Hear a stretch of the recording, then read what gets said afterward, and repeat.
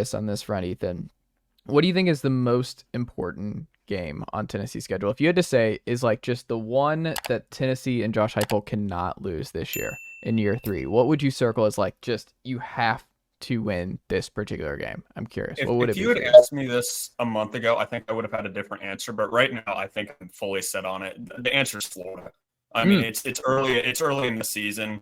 Tennessee doesn't win that game, they're in a world of hurt. I mean, the Vols, I feel like, have this opinion, I guess, or the fan base definitely. Me, 100%, even a month ago. This is why I kind of led with that.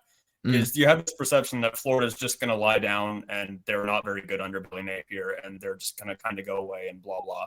But like they got talent. I mean, they absolutely have the talent, and they're at home, and it's the beginning of the season with a new quarterback for both teams. But I mean, with Tennessee, not exactly getting the elephant or the monkey off their back last year by beating Florida. I feel like a lot of people just assume it's a given that the Vols are just going to go in the swamp and beat them, as if that has been what Tennessee has been able to do the past couple decades here.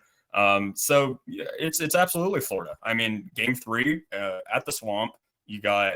I mean, if you lose that game, you can't even. I mean, you go into the UTSA game, which is going to be plenty difficult by itself. You're already going to be sitting with a 2-1 record. That's not even close to what the vibe of what this team wants. It's not the goal of what this team wants. I mean, you want to be competing against Alabama and Georgia, but you don't want to look past them too much to the point where the Gators kind of shock you like they did Utah in week 1 last year. I think it's Florida too, Jack. Do you disagree? Because it's funny too to think about losing to Florida. Like you are probably going to win the Virginia and Austin P game by like a combined 100 points. Like I think that might be Yeah. the margin there for Tennessee. And then things get like it's just a completely different world going into Gainesville with Joe Milton. And Joe obviously saying like he doesn't lose in Florida, which is just going to be played all week long, and it's just probably on that bulletin board for Florida that week. But like then you have UTSA at home, South Carolina at home, A&M at home. Like you get a Yeah. bye there, which is nice, but like then at Alabama, at Kentucky, like it doesn't get That's easier. just Like so schedule. you have to shake that off quick. Like you can't just like mope about it. You're like, oh, we've got a top 15, top 10 offense coming into Neyland the following week. We have to get up for that. And then we got Beamer Ball coming in. Like there's just a lot of pressure to completely bounce back if the Florida game goes awry. And if they lose at Florida, I think it's because Joe Milton imploded. Like I think that's something where the I agree. offense is not good. If Tennessee loses to Florida, it's because it was an absolute mess at quarterback. I feel like. I Do mean, you share Jalen that? Hurts isn't going to be the person that beats you. No. Is Yeah, another way of that's what I was saying what gonna you're say. saying. Like when looking at It's Florida, yeah, I was gonna say when looking at Florida this season, I mean, yeah, the running back duo is great, but Tennessee's rush defense is really good. So yeah, not gonna lose a lot of sleep over Tennessee facing those guys. I legitimately think Florida's passing attack, right there with Auburn, could be the worst in the SEC.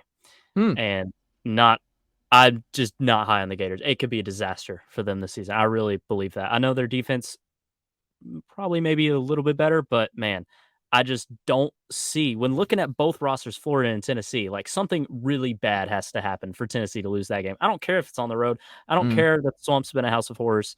Something really, really bad has to happen. And I just don't see Joe Milton imploding like that. mm. Maybe it happens. And if they lose to Florida, that's a really bad sign for how the season's going to go.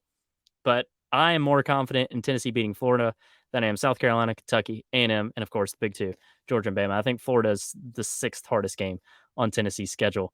But it probably is the most important to win because of winning in Gainesville and everything that's associated with that and the fact it's early in the season.